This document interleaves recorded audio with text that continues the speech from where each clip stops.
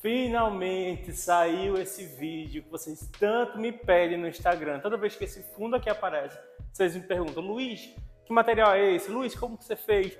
Luiz, como é que faz para limpar? Quanto gastou? E nesse vídeo eu vou contar para você todos os detalhes, tudo que eu gastei, como que eu fiz, todo o processo e se realmente vale a pena fazer. Já vai fazer mais ou menos um ano que eu estou com esse fundo construído e nesse tempo eu pude fazer alguns testes de tintas, materiais e nesse vídeo eu vou contar para vocês se eu me arrependi ou não, se eu pretendo manter ou se eu vou desmontar. Então se quiser saber todos os detalhes, fica até o final do vídeo que eu vou te contar tudo.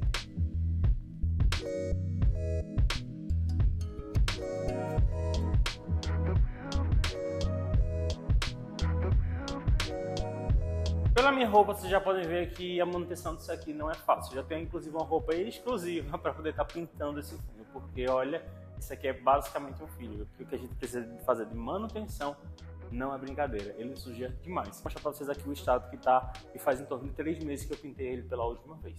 Olha o estado que está e fazem apenas 3 meses que eu pintei ele. Essa tinta rosa aqui vocês ignoram, eu fiz um ensaio de revelação aqui recentemente e aí terminei autorizando usarem a tinta aqui porque eu já ia pintar mesmo, o fundo já estava sujo, mas normalmente eu não deixo usar tinta aqui em cima, beleza? Quando tem tinta, eu utilizo no fundo de papel, que é aquele que está ali, e já fica mais fácil que é só rasgar e não atrapalha o fundo. Mas como já estava para limpar, aí eu autorizei. Mas geralmente ele fica com muitas essas marcas aqui, ó, de pisado, de pé, salto marca bastante, ó. Às vezes a gente termina botando um tripé por aqui, arranha também, e é bem comum que isso aconteça. Então, se decidir ter um fundo fixo, tipo esse aqui, fique ciente que você vai ter que estar pintando. A cada 2, 3 meses ele vai sujar bastante. E aí termina que as crianças sempre quando vê essa curva aqui, eu acho que elas pensam que é uma pista de skate, não sei, mas elas adoram correr e pisar. Tá vendo? Ó, tá cheio de marquinhos de pezinho de criança.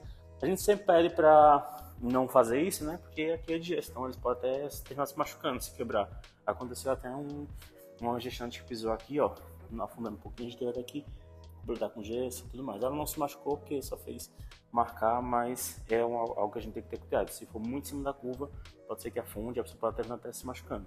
Porém, mesmo com todos esses detalhes, eu ainda assim acho que vale muito a pena manter o fundo desse aqui no estúdio. Eu não pretendo desmontar, não me arrependo de ter feito. Acho que fica super lindo, inclusive para a estética do estúdio. Fica com a cara bem de estúdio profissional, minhas clientes sempre amam, adoram, acham lindo e adoram nas fotos aqui.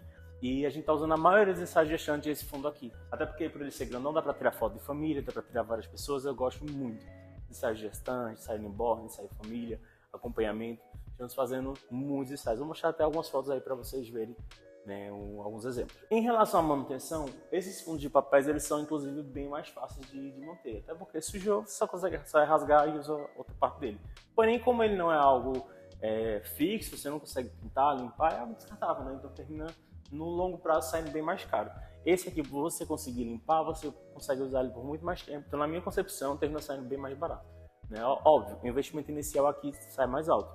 Porém, no longo prazo, quanto mais você está utilizando ele sai mais em conta. Em relação ao material, vocês conseguem ver que aqui ele tem meio que um degrauzinho, tá vendo? Ele é mais alto. Isso aqui é uma folha de MDF.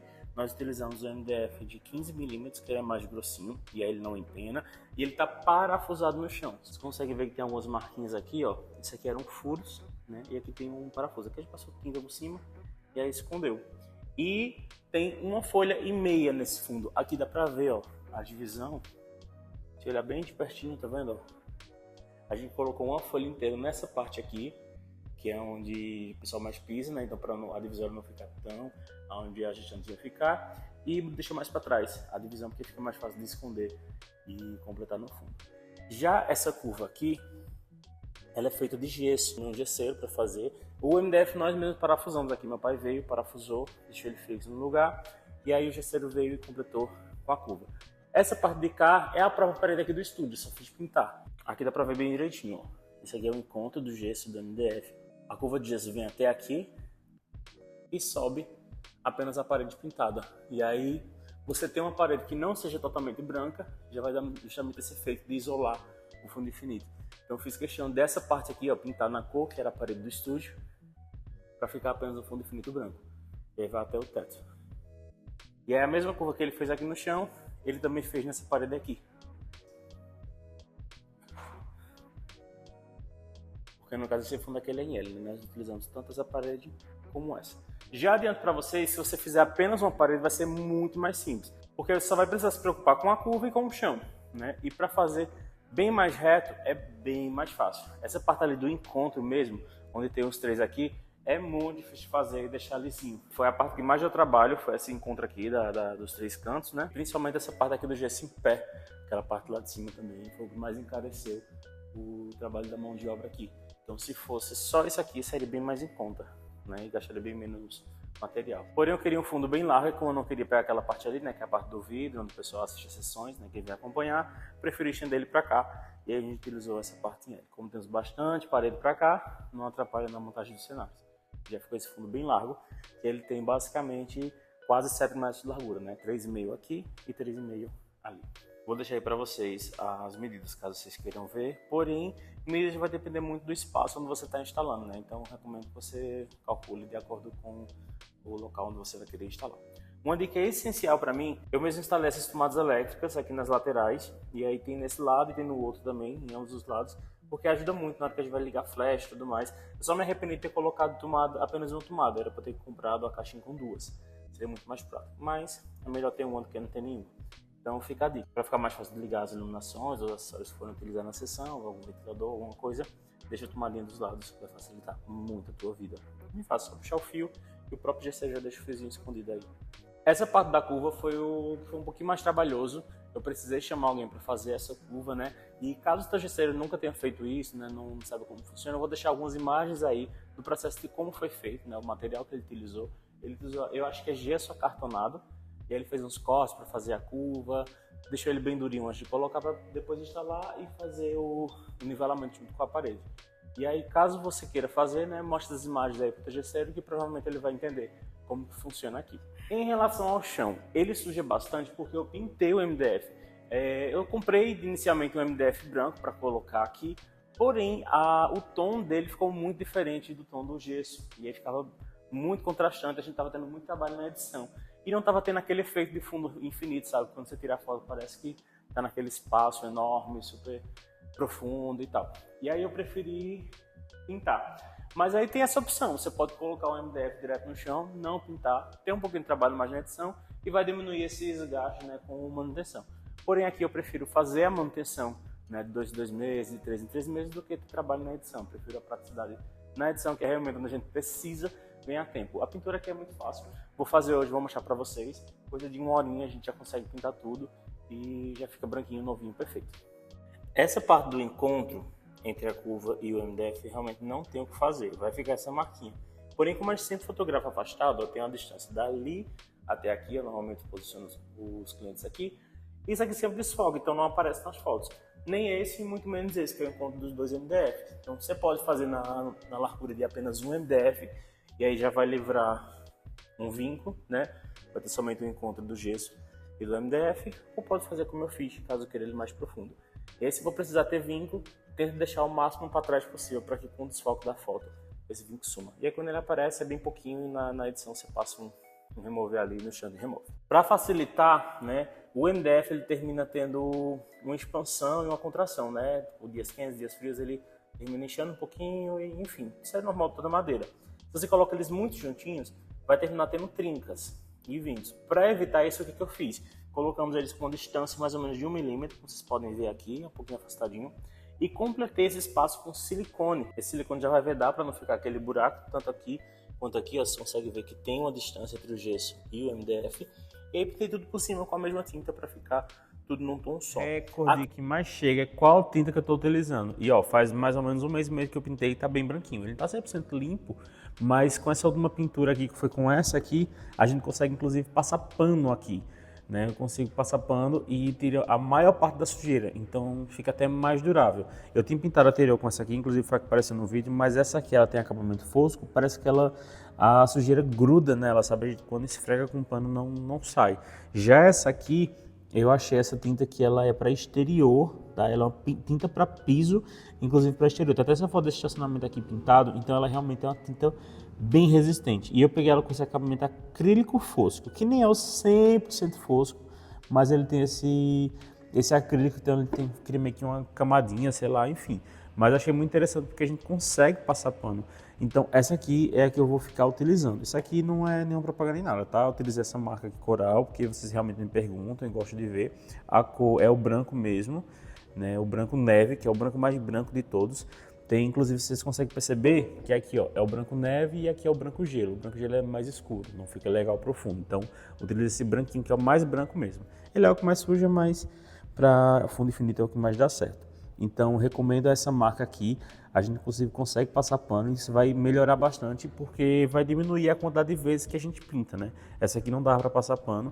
Não recomendo, mas estou mostrando que se vocês só acharem dessa aqui, né, uma tinta para piso tradicional, pode utilizar. Ela fica legal, porém vai ter que retocar mais vezes. Só que ela é mais barata.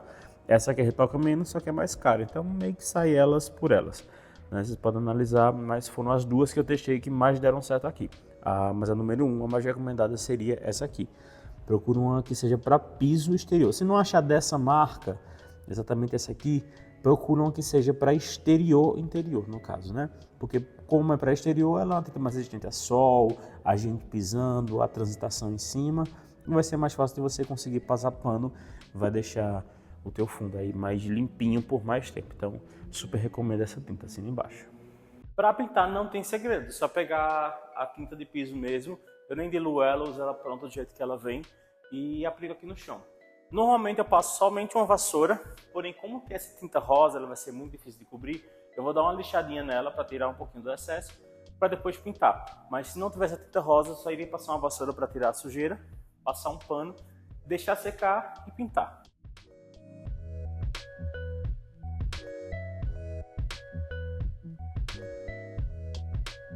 E esse aqui é o resultado com apenas uma demão. Não tá perfeito, mas já tá bem diferente, né? Do antes e depois. Tá sem filtro, sem nada, tá bem clarinho, ó. O branco mesmo ali, ó, já quase sumiu. E olha que a tinta tá molhada, né? Eu acabei de passar. Quando ela seca, ela dá mais uma clareada ainda, né? Ela fica um pouquinho mais forte. E aí eu creio que com mais uma demão, no máximo mais duas demão, esse rosa aí já sumiu completamente. O grude já saiu quase todo. Também nas marcas de pé, quase todo já saiu. E como vocês perceberam no vídeo, eu não pinto essa parte de cima sempre. Essa aqui eu acho que eu vou pintar provavelmente só uma vez por ano, quando eu fazer a manutenção das paredes aqui do estúdio mesmo. E aqui na parede, caso você for precisar pintar, é só pegar uma fita adesiva, faz a demarcação da fita toda aqui nessa lateral, e aí você não vai estar borrando a tua parede, deixar bem retinho assim. É muito simples, é bem fácil. Eu não vou filmar a segunda demão porque vai levar ainda mais ou menos 30 minutinhos a 1 hora. Quero que seque bem, como eu vou precisar pisar, né, para pintar lá atrás. Eu quero que ele fique bem sequinho. É uma manutenção relativamente muito fácil, eu mesmo faço, só gasto aqui com a tinta mesmo. Já deixo uma roupa separada para isso, já deixo guardada aqui no estúdio mesmo, porque como sujo e tudo mais, né, já tem essa roupa mais velhinha, mais antiga para poder fazer esse processo de manutenção. Inclusive, uma coisa que eu estava pensando aqui agora, se fizer todo mês essa pintura, eu creio que talvez seja até mais fácil, porque como não vai sujar tanto, não vai precisar também de tantas camadas. Então talvez pintando ali uma vez por mês já dê para dar uma segurada boa. Calma, não sai do vídeo agora, eu vou mostrar para vocês todos os valores que eu gastei, cada centavo, para vocês terem uma noção, caso decidam fazer um fundo desse no estúdio de vocês. Mas antes, deixa eu falar da Escola Newborn Brasil, que é uma plataforma de estilo Netflix, onde eu estou trazendo sempre conteúdo novo voltado para fotografia de gestante, acompanhamento e ensaio newborn.